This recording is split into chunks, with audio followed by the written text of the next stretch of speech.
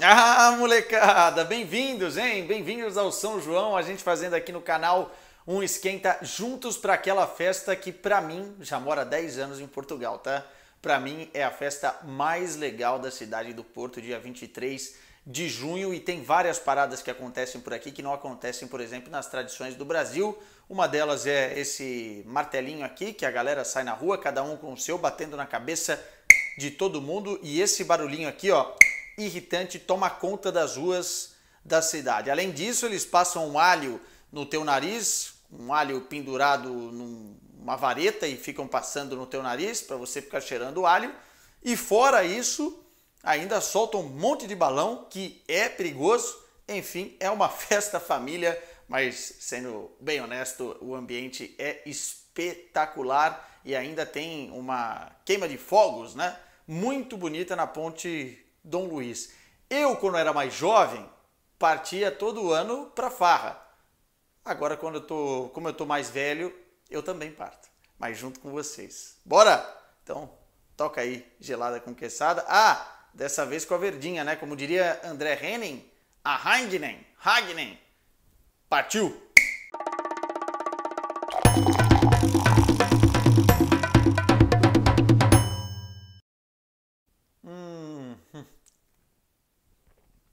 Quando a primeira desce escorregando aqui, ó, na carótida. Nossa! Gelada. Ó, vou falar pra vocês. Esqueci de mencionar uma tradicionalidade que não pode faltar no São João aqui em Portugal, as sardinhas, né?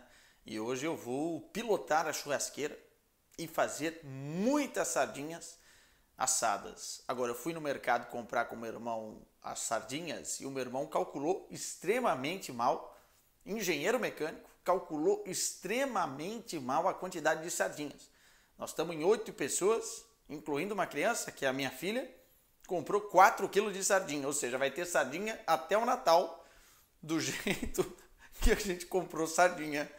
Mas vamos que vamos, pelo menos é barato, tá? Paguei 20 euros em 4 quilos de sardinha.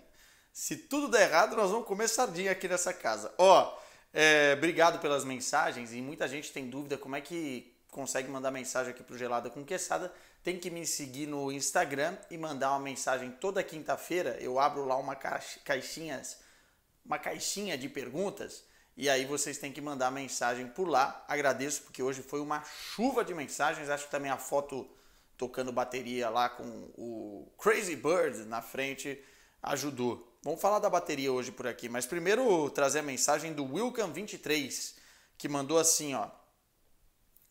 É português, né? É São João, siga geladas, siga. Tô na dúvida ainda. Não sei quando vocês vão assistir esse vídeo, mas há uma dúvida na minha cabeça se depois da sardinhada na minha casa eu parto pro centro do Porto, para a Baixa do Porto, para acompanhar os fogos lá. Isso muito depende do meu nível alcoólico, mas enfim, isso aí é uma outra conversa. Vamos ver. Eu costumo passar ali no Jardim das Virtudes, vendo o pôr do sol, mas dessa vez vou fazer aqui em casa, até porque com a miúda é um pouco melhor. Muita gente mandando mensagem sobre o Benfica por aqui e sobre o Di Maria, né? O João Antônio Cardoso mandou aqui, e o Di Maria volta ao Benfica, hein? Fiz um vídeo sobre isso ontem, tá aqui no canal, tá? É só clicar no canal Arthur Quesada aí. Se você não é inscrito, por favor, se inscreva. Chega deixando o like nesse vídeo também, que é importante. Fiz um vídeo sobre isso ontem, a gente falou bastante de Di Maria. Ainda não está fechado, mas já está palavrado, acordado. Me espantaria muito se ele não se tornasse novamente jogador do Benfica, mas eu fiz um vídeo detalhando o que eu acho sobre esse tema, então quem me mandou mensagem sobre esse tema, vai lá. brenofontes.bg. Fala, Quesado, o que você achou da atitude da torcida do Santos no final do jogo? Grande abraço. E tem um outro cara que mandou aqui, o Gustavo Molina. E o Corinthians, hein? Voltou a vencer fora de casa? Vamos falar sobre as duas coisas. Eu acho que hoje em dia, cara, tem tanta tecnologia no estádio, tem tanta câmera espalhada, tem controle de entrada. Eu não entendo como é que pessoas fazem o que fazem e não são punidas. Eu vi as cenas também do Vasco, e teve um vídeo que viralizou de um pai com o filho, né? E hoje eu sou pai e me coloco muito na situação, né? Você precisa ter empatia também para você entender um pouco as situações. É um desespero ir num estádio do futebol hoje no Brasil acompanhar seu time. O que era para ser uma coisa prazerosa acaba sendo um campo de batalha. E eu já disse aqui várias vezes, e a sociedade, o ser humano, precisa de punição. Se não tiver punição, cara, eles vão fazer de novo e de novo e de novo. O clube precisa ser punido, os indivíduos precisam ser punidos. É uma vergonha, é uma vergonha. E vale para o Corinthians também, tá? Não estou só falando aqui porque é o Santos, porque foi o Vasco, porque a torcida, muitas vezes você tem, assim como o recorte da sociedade, você tem pessoas boas e ruins. E a punição você acaba inibindo as pessoas ruins de fazerem cagada, né? Vamos falar o nome. E isso daí afasta o bom torcedor do estádio. Mas isso é uma conversa. Pô, parece que eu estou rezando uma missa que a gente já rezou na década de 90, na década de 80, nos anos 2000, enfim, e cada vez está mais evidente que se não tiver punição, o negócio não vai andar. E sobre a pergunta do Gustavo Molina aqui, sobre o Corinthians voltar a vencer, não vamos também agora, porque a torcida do Corinthians me parece que tem um negócio que, olha, venceu uma, já vamos para cima, né? Virou contra o Galo, vamos ser campeão de tudo. A situação do Corinthians é bem feia esse ano, vamos ver se o negócio do transfer ban lá, né? Da questão do Bozelli e do Bruno Mendes com a FIFA, se realmente vai para frente, o Corinthians não vai poder contratar. Tem que sobreviver ao campeonato, gente, a realidade é essa. Se vencer uma Copa do Brasil já seria um milagre. Tem que sobreviver ao campeonato, organizar a casa, para depois, ano que vem, a gente colher talvez alguns frutos. Mas é muito difícil esse ano o Corinthians brigar por alguma coisa. Venceu o Santos, que com todo respeito ao Santos, não vive um momento esplendoroso, né? Longe disso. Duas perguntas agora aqui aleatórias. Marinho João mandou: tomaria uma com você e com a galera da TNT? Fácil. Hahaha. Espero realizar esse sonho e trabalhar também. Quiser trabalhar com a gente, tem que mandar currículo. Pode mandar que eu encaminho. Não tenho o poder de contratação. Agora o poder de decisão, a tomada de decisão de tomar uma, aí é minha. Aí é minha. Portanto, se a gente estiver próximo um dia, manda aqui a mensagem que a gente tenta organizar isso daí. Aliás, estou para organizar um evento aqui no Porto com a Brasileirada, porque eu encontrei muita gente no jogo Brasil e Senegal. E muita gente com muito carinho, que eu nem imaginava que existia. O pessoal foi lá querer tirar foto, me deu um abraço, elogiou o trabalho. Então vamos organizar em breve o primeiro encontro gelada com quesada no Porto. Isso aí fica a dívida. E como todo bom brasileiro, vamos armar, eu vou demorar, mas vai acontecer, vai acontecer. E a Darli Oliveira mandou: sextou, hein, quesada, você toca bateria mesmo? Qual é o seu hobby? Sou fã. Parabéns pelo trabalho. Eu sou muito musical, cara. Mas no sentido de ouvir música. Eu gosto de ouvir muita coisa diferente. Eu sou eclético. Eu gosto desde Beatles a sertanejo. Eu gosto de Offspring, eu gosto de System of a Down, mas eu também gosto de hip hop. Escuto Eminem, escuto 50 Cent, enfim, minha playlist, cara, ela parece aquele festival de aleatoriedades. Mas eu não toco bateria, eu não toco nenhum instrumento. Infelizmente eu não tenho esse dom. Eu tentei fazer aulas de piano, cara, coitado do piano. A verdade foi essa. No violão eu toco Titanic, só a primeira parte, porque é muito fácil e eu decorei. Foi tipo movimento cerebral já decorado. E bateria o meu irmão tem, ele está agora aprendendo. E eu estava lá na casa dele, por isso que eu tirei aquela foto fingindo que eu estava tocando bateria, para cativar vocês e motivar esse tipo de comentário. Mas não toco nada. Faltou o hobby, né? Tá aqui o hobby. E o Batman. João Marac tem uma pergunta aqui ótima. Arthur, como foi a zona mista com o Sadio Mané? Contar um pouquinho dos bastidores para vocês. A zona mista do estádio José Alvalade fica num salão todo bonito ali. Tem várias fotos de ídolos do Sporting, né? Cristiano Ronaldo, Figo e tal. E ela é bem grande, bem espaçada. E ali passam jogadores do Brasil e passam depois jogadores de Senegal. Os jogadores do Brasil saíram mais rápido. até porque alguns tinham voos para apanhar para o Brasil, para o Rio de Janeiro, para São Paulo, e os jogadores de Senegal saíram depois. Ou seja, a gente fez todas as entrevistas com os jogadores do Brasil e eu precisava gravar algumas coisas, inclusive o vídeo para o YouTube, material para TNT, enfim. E eu falei assim, cara, será que o Mané já passou atrás e a gente não viu enquanto a gente estava fazendo entrevistas com o Ederson, com o Alisson, com o Ramon? Ah, não sei se eu vou esperar e tal. Aí tava lá o Gustavo Hoffmann, né, colega da ESPN, e a gente tava trocando ideia. Esperamos, não esperamos, esperamos, não esperamos, acabamos ficando lá. E aí sai o Mané com a camisa da seleção brasileira, do Tafarel, né? Ele trocou com o Tafarel a camisa. E eu sou muito fã do Mané porque eu fiz o Raízes da Champions e fui até Bambali, a terra natal do Mané. Então eu criei, talvez só pelo meu lado, não pelo lado do Mané, uma conexão com a história dele, com as raízes dele, né? Foi uma viagem muito louca, Dakar até Bambali, 14 horas de carro, 12 horas para voltar, circulando a Gâmbia, conhecendo ali várias cidades em Senegal. E depois também foi muito emocional estar lá com a molecada, enfim, dar as camisas do Bayern de Munique. Então eu criei essa conexão. E aí quando ele chegou, o Hoffmann perguntou, vamos falar para o Brasil?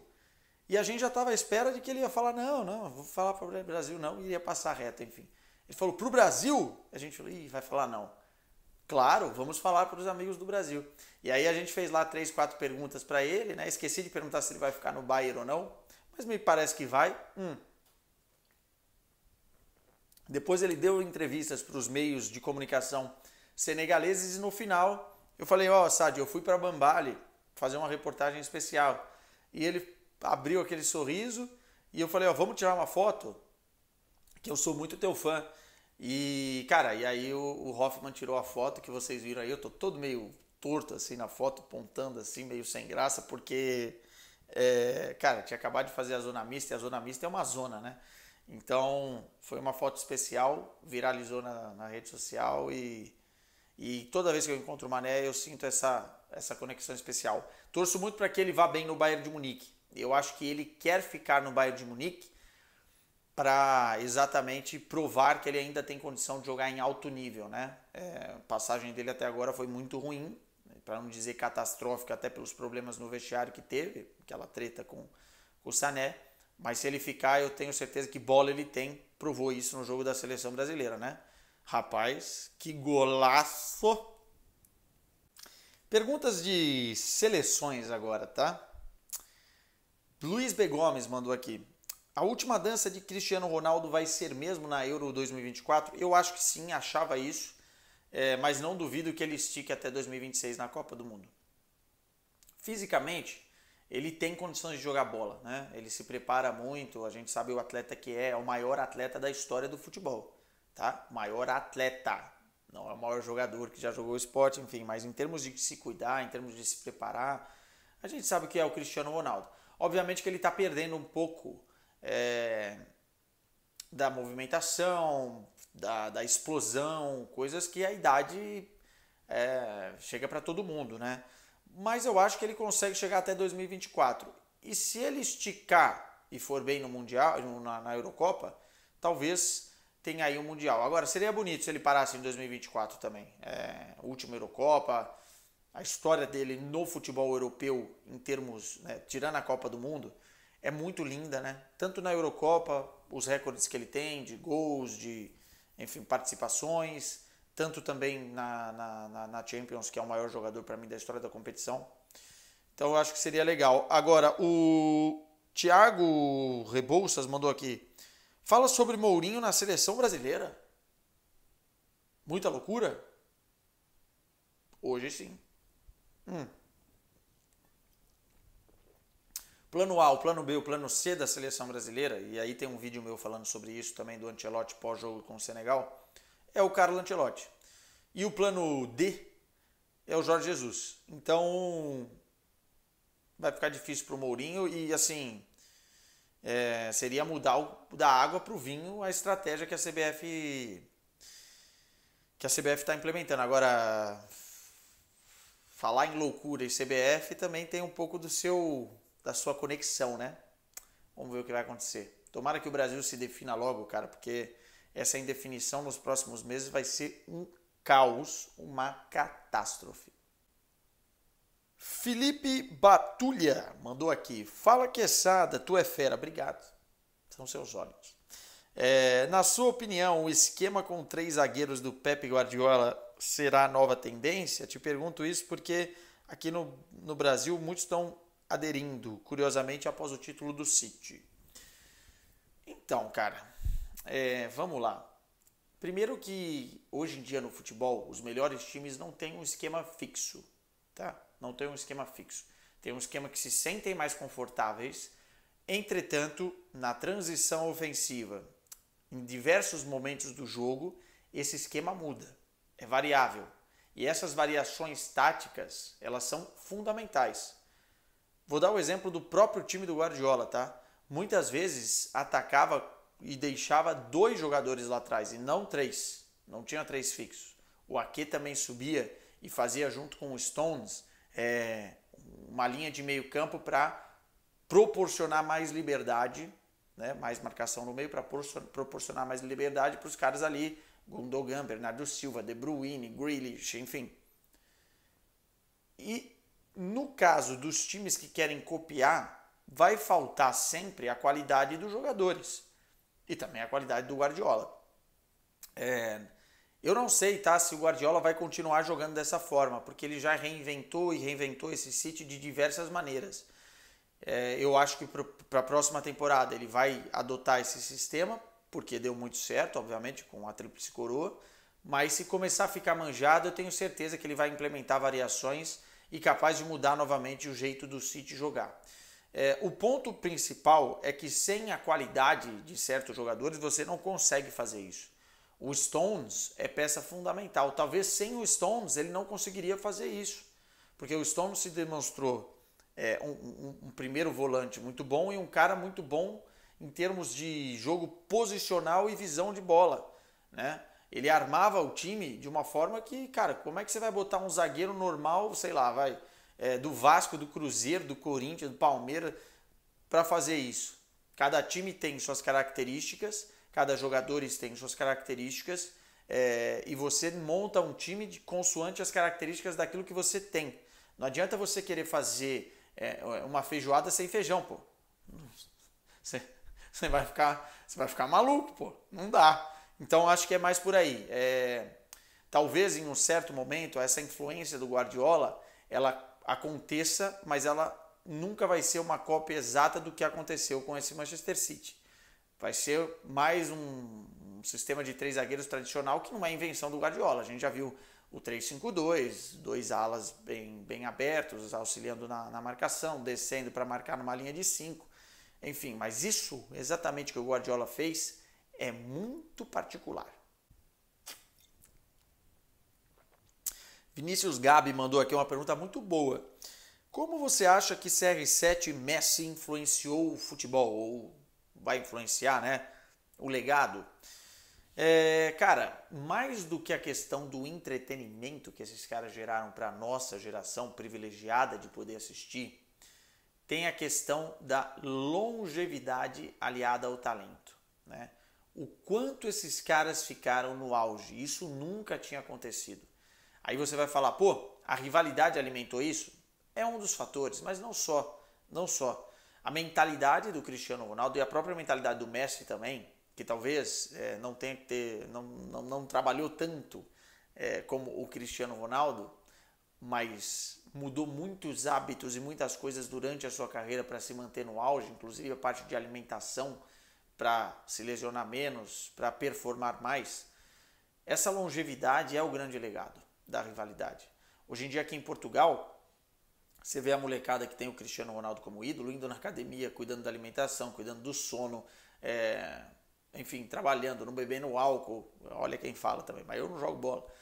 Eu não jogo mais, como diria Neto. Enfim, mas o ponto maior é que essa longevidade fez falta para tantos atletas. O Ronaldo deu uma entrevista no Flow Podcast falando exatamente isso, cara. Olhando para o Messi e para o Cristiano Ronaldo, talvez eu teria me cuidado um pouquinho mais, porque eu sei o potencial que eu teria. E olha que o Ronaldo já foi um dos grandes da história. Para mim, o jogador que mais me divertiu na época de infância e adolescência, né? Mas, de certa forma, ele perdeu essa longevidade por conta do comportamento dele extra-campo e por conta das lesões também, vamos ser honestos. Tudo isso entra na equação. E o Cristiano Ronaldo tem uma frase muito boa: o talento não é nada sem o trabalho.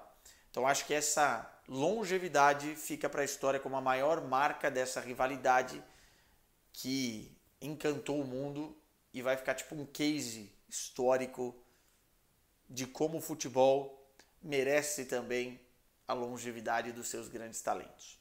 3 curtinhas agora aqui na sequência. O Jovitor 1 mandou: você prefere ser feliz ou ter razão?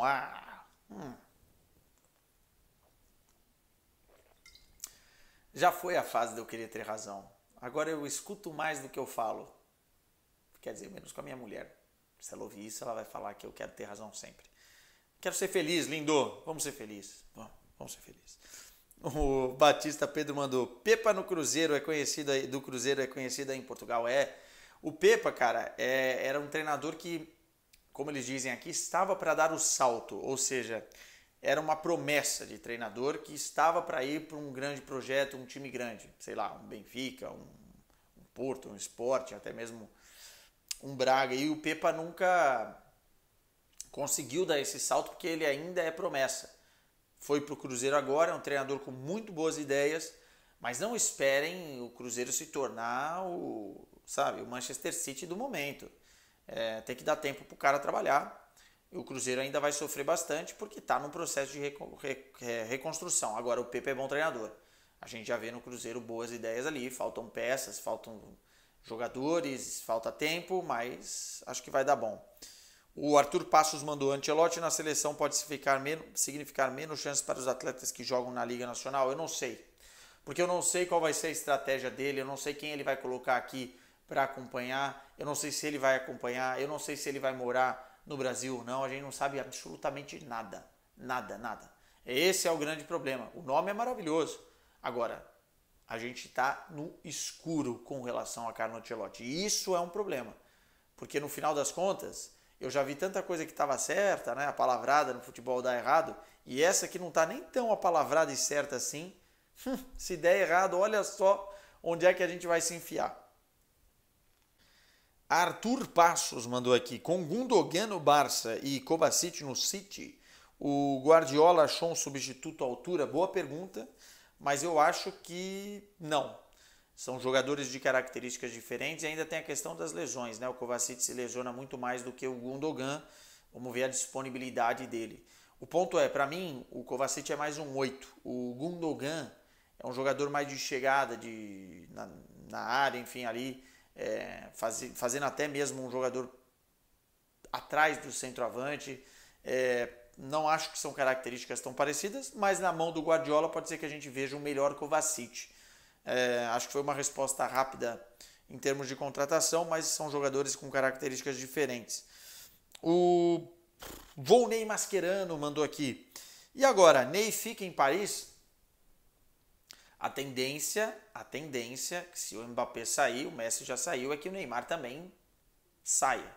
Acho que o Paris Saint-Germain, caso o Mbappé saia, vai ter aí uma mudança de rumo do projeto muito, muito grande. Um cavalo de pau nesse projeto, porque vai ter que reformular, reestruturar.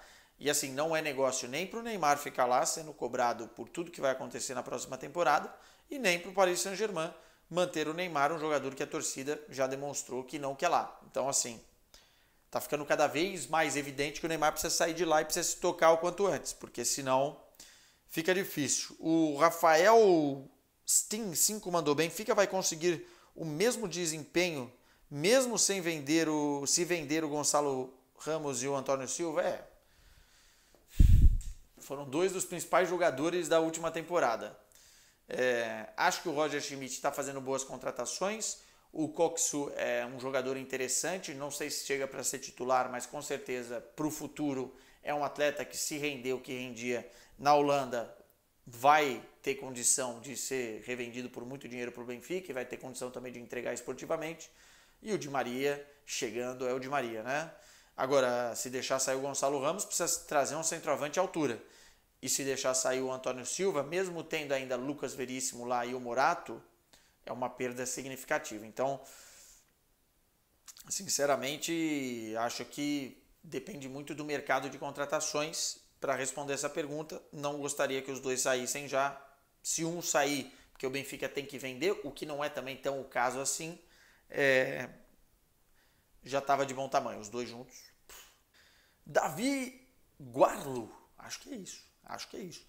Kim Paul, Delite e o Pamecano, que zaga, hein? Calma, ainda não tá, né? Calma. O Rafael Guerreiro que foi apresentado, aliás, excelente contratação do Bayern de Munique e o Rafael Guerreiro, hein?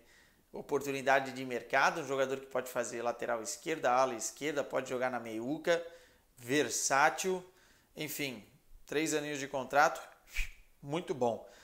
Óbvio que se o Kim vier, né, jogador que vem do Napoli, foi o melhor zagueiro do campeonato italiano, o Paul Torres, falei Paul, mas é o Paul, lá ele. O Paul Torres vindo aí é um jogador também de muito promissor, e o Pamecano não deu garantias na última temporada, né?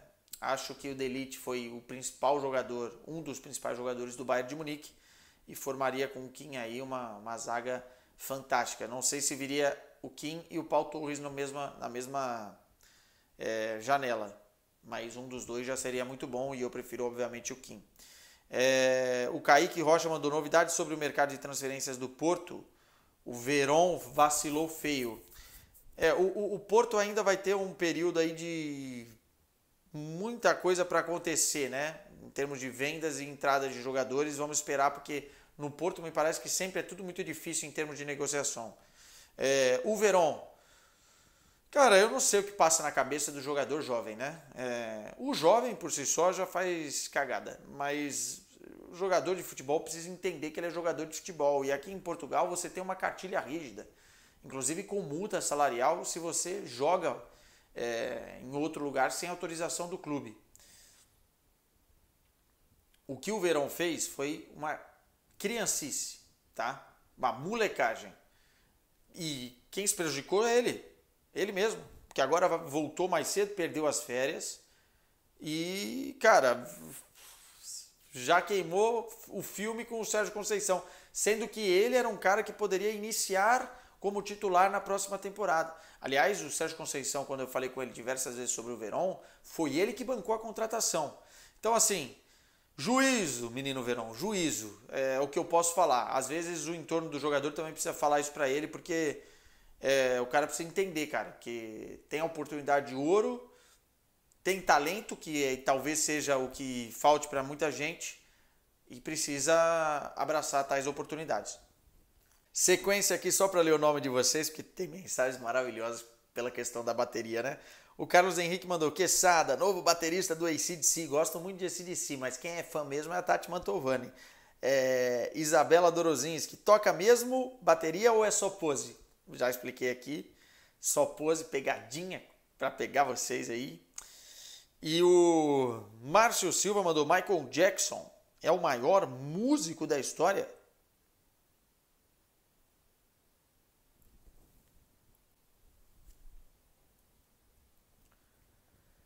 Pergunta boa aqui, ó, do Thiago Castro. Tá acabando a minha cerveja, né? Tristeza. No auge, Coutinho ou Bellingham? Acho que o auge do Bellingham ainda virá. E acho que vai ser mais jogador que o Coutinho a nível de carreira. Entretanto, o auge do Coutinho no Liverpool, cara, que pena que não durou, né? Coutinho que é campeão da Liga dos Campeões da Europa com o Bayern de Munique, mas já também não estava no seu auge. Vamos esperar o auge do Bellingham para responder. Isaías mandou baterista do momento, Arthur Quesada. O Juan 20 mandou: Bernardo Silva seria uma boa contratação para o Barcelona? Excelente.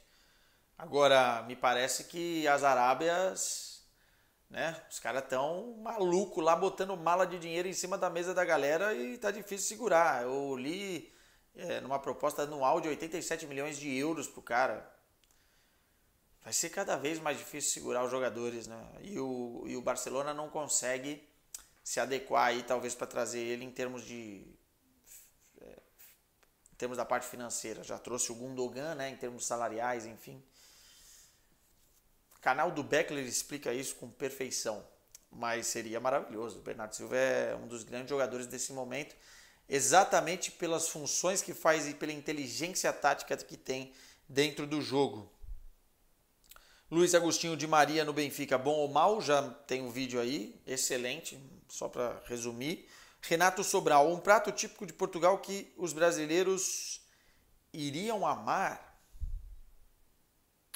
Puta, tem tanta coisa, mas eu tenho uma coisa que eu adoro toda vez que eu vou para trás dos montes, região ali de Mogadouro, Miranda do Douro, que é a carne mirandesa, cara.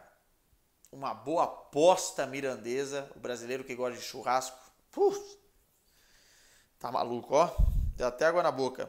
Bruninho Fute1 mandou Leva ou Soares no auge? Soares. Sou apaixonado pelo Leva, mas o Soares no auge, e o auge dele durou Liverpool e Barcelona, né? Enfim.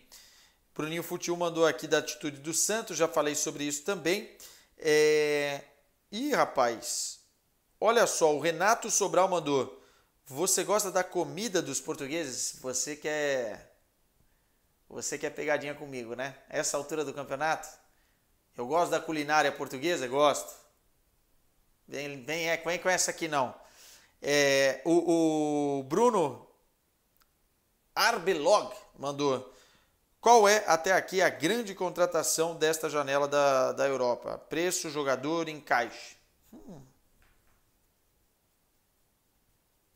Essa é boa porque é pegadinha, né? Não uma pegadinha do outro cara, mas é pegadinha. Porque o Bellingham, para mim, é a melhor contratação até aqui. Entretanto, se a gente comparar preço e qualidade, talvez, sei lá, você pode pegar um Gundogan que fez uma temporada fantástica para o Barcelona, ou até mesmo um Di Maria para o Benfica, mas ainda não foi anunciada. Eu vou ficar com o Bellingham, porque eu acho que ele vai ser um dos grandes meio-campistas e um dos grandes nomes do futebol europeu para esse próximo ciclo, para essa próxima década. Ele tem 19 anos. Só isso. Ioso Mateu mandou aqui: se vier, Bento coloca o Odisseias no banco? Pergunta boa. Eu gosto do Vlaco Dimos, tá? Eu não acho um goleiro ruim, não. Em determinados momentos, ele não é espetacular e teve algumas falhas, mas ele é bom goleiro. Eu acho que seria o contrário. Acho que o Vlaco Dimos começaria jogando e o Bento na reserva. Mas eu acho que gradativamente o Bento seria titular do Benfica. E se for mesmo 10 milhões de euros, tá barato, viu? O Benfica que compra, porque o Bento é muito bom goleiro. Diogo Salles: TNT Sports pensa em comprar os direitos do Tugão, talvez para streaming. A gente já teve os direitos, mas a grande verdade é que o Tugão ele é pouco assistido no Brasil. É que eu vou colocar isso para vocês entenderem. Precisa de mais espaço, divulgação, enfim.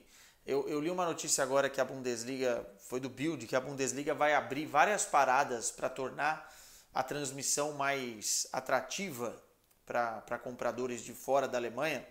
Por exemplo, entrevistas no intervalo, aquela flash do intervalo, acesso ao vestiário com câmeras, enfim, mais jornalistas depois entrevistando os caras na beira do gramado depois dos jogos. Eu acho que falta isso para o futebol português. A gente não tem zona mista aqui, cara. A gente não tem zona mista. Então, os detentores de direitos, eles acabam ficando muito encaixotados ali num sistema que já é difícil por si só, porque para competir com atenção de La Liga, de Premier League, de Bundesliga, de campeonato italiano já é difícil, sem tornar o negócio atrativo, rapaz, é complicado. Enfim, e aí para terminar esse comentário, o Zé Armando manda aqui: raspa o bigode todo dia? Não. Faço a barba a cada 3 dias. 2, 3 dias. Porque senão eu fico todo empolado. Todo cagado. Marcondes Gabriel mandou aqui: moraria onde fora Portugal? Tem tanto lugar legal, né? Mas Amsterdã é uma cidade que eu gostaria de morar um dia, se eu tivesse a oportunidade. Pena que os times de Amsterdã não vão longe, né? Mas é uma cidade fantástica. O Giovanni mandou aqui: Füllkrug, jogador do Werder Bremen, seria uma boa para o ataque do Bayern? Já fiz um vídeo sobre as possibilidades de centroavantes aqui no canal para o Bayern de Munique na próxima temporada. Eu acho que o Füllkrug entra na quarta ou quinta opção. É um plano B total, cara. Plano B total. É um jogador limitado tecnicamente, sabe fazer gol, é brigador, é número 9 de origem, mas eu acho que o Bayern deveria contratar um cara mais pomposo. Se não der certo com Muani, Osimhen, Harry Kane e todos os Zens aí da vida, eu até iria de Füllkrug para não ficar na mão, mas mesmo assim não seria a minha primeira opção. O Luciano, DS777, mandou: Cristiano Ronaldo fará 1000 gols? Acho difícil, tá longe ainda, né? Acho difícil, cara. O Haaland vai fazer 1000 gols, já profetizei isso outro dia, há muito tempo, antes dele ser contratado, inclusive, para o Manchester City. Quem mais mandou aqui? O Paulo Zonata mandou: por que a Federação Portuguesa demorou tanto para mandar o Fernando Santos embora? Sabe qual que é? A questão da gratidão, ela é complexa no futebol, né? Porque o maior título da história do futebol português foi conquistado pelo Fernando Santos, cara. Gostando do cara ou não. 2016. E depois o segundo maior título também, porque Portugal não tinha vencido nada até então, a Nations League. E aí ficou naquela, né? A gratidão, a promessa de tentar recuperar a seleção, enfim, e demorou demais. Depois da Eurocopa, antes da Copa do Mundo, já deveria ter cortado o vínculo. O Azul do Céu mandou aqui: como foi o ambiente do jogo amigável disputado pelo Brasil contra Senegal em Lisboa? Baita pergunta, obrigado por ela, e foi muito bom, cara. Legal ver a comunidade brasileira se juntando. Teve uma outra coisa ali de política no meio do jogo que, enfim, a gente nem consegue. Por que vamos falar disso ali num ambiente tão legal? Mas fora isso, tocou evidências no intervalo, teve uma aula lá em câmera lenta que foi fantástico. A torcida animada, com várias camisas de times também diferentes, todo mundo integrado. E aí, quando saiu o golaço do Mané de Senegal, a torcida brasileira aplaudiu de pé. Foi uma grande festa. Eu não sei exatamente quantas pessoas estavam lá, mas acho que umas 35 mil pessoas pelo menos no estádio. Estava bem constituído o estádio José Alvalade. Legal, cara. Legal ver o público brasileiro junto e legal ver a moral que eu tenho com os caras também. Tirei muita foto. Vocês são maravilhosos.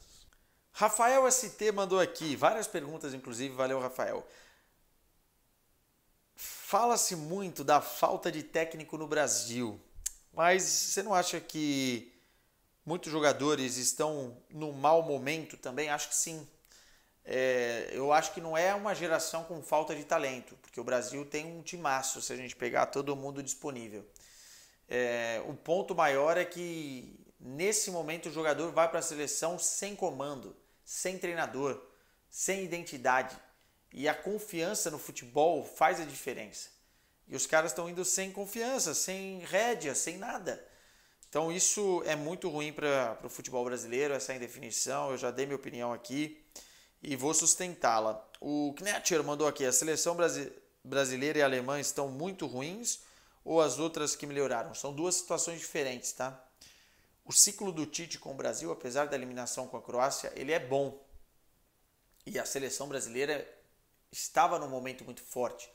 Chegou à Copa considerada como uma das favoritas. A seleção alemã não.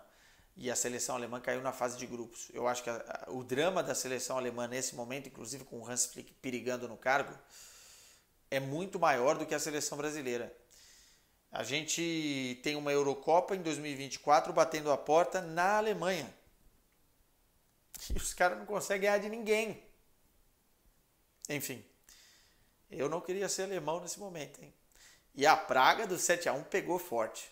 Deixa eu dar uma moral para a família aqui também que manda mensagem, né? Os Cardinali, Marco Cardinali e Mário Cardinali. O Marco mandou o seguinte: velho, eu vou te mandar umas brejas para você tomar no programa, pô. Eu quero ver fazer, né? Falar é fácil. Quero ver fazer. E o Mário mandou o seguinte: alô, TNT Esportes, queremos um programa do Quesada. Ih, mano, vai me dar mais trabalho. Mas vamos ver. Em breve talvez a gente pense alguma coisa para a próxima temporada. E ele me pergunta quando eu vou para o Brasil. Ainda não tenho planos, né? Acabei de mudar de casa, estou aqui pagando um monte de conta. Enfim, talvez no início do ano que vem eu desembarque no Brasil novamente. Muita gente me mandou mensagem do Walker no Bayern de Munique, que seria uma boa. Apesar da idade, eu acho que a temporada deu muitas garantias e é um dos poucos jogadores que conseguem, dentro de um esquema, parar jogadores rápidos nas pontas, né? Kyle Walker tem uma força física tremenda e seria muito útil ao Bayern de Munique. Eu gosto muito da contratação. Pô, você vai jogar contra o Real Madrid, bota o Walker para marcar o Vinícius Júnior. Vai jogar contra o Paris Saint-Germain, o Walker no Mbappé. Enfim, é um jogador que está acostumado, tem um porte físico muito interessante nesse sentido e velocidade. Seria uma baita contratação. Acabou. E vai acabar o programa, mas para terminar, respondendo aqui o Zen Maluco, que mandou o seguinte: meu caro, toparia uma tarde de cerveja com o caro Grealish, Jack Grealish? Eu não sei se eu tenho idade para isso. Jack Grealish é mais novo que eu, né? Na fase de Jack Grealish, na idade de Jack Grealish, talvez eu acompanharia. Mas no X1 agora, em quem vocês colocariam as fichas? Beijo. Divirtam-se. Bom São João para todo mundo. Tchau.